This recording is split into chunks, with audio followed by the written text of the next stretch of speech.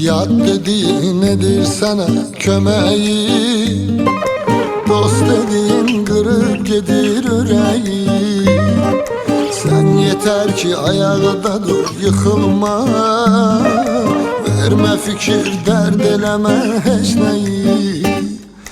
Hamı yalan can deyir, ay sana kurban deyir, ama düşürsen dara orada seni atıp gedir. Değer verdiğin adam çok ucuza satıp gedir. Hayatta bu sefer sevgi batıp gedir.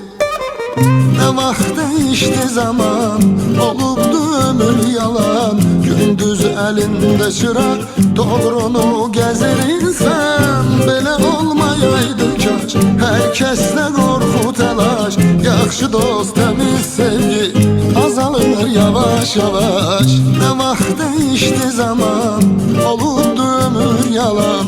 Gündüz elinde çırak, doğrunu gezir insan. Belə olmayaydı kaç, herkesle korku telaş. Yaxşı dost, temiz sevgi azalır yavaş yavaş.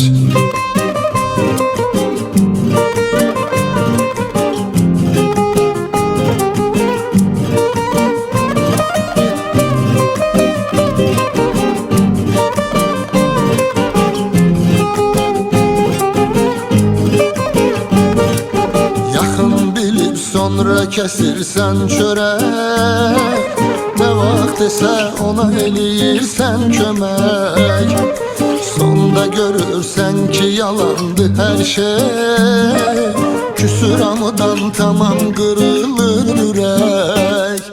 Bəs günahı kimdədi, bəlkə də qəlbimdədi. Hamı deyir eyni şeyindi, zaman belədir. Sənin üçün ölərəm deyən əməldə yox, dildədir. Düz yaşamaq hər kəsin özəlindədir. Ne vaxt değişti zaman, olubdu ömür yalan. Gündüz elinde çırak, doğrunu gezir insan.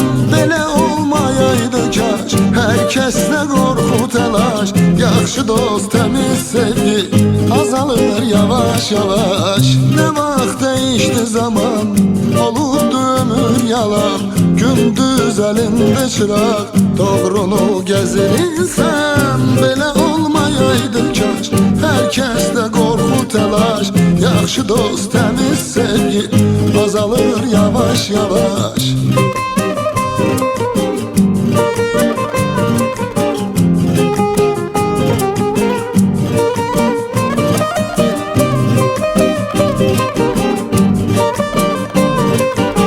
Yaxşı dost, temiz sevgi azalır yavaş yavaş.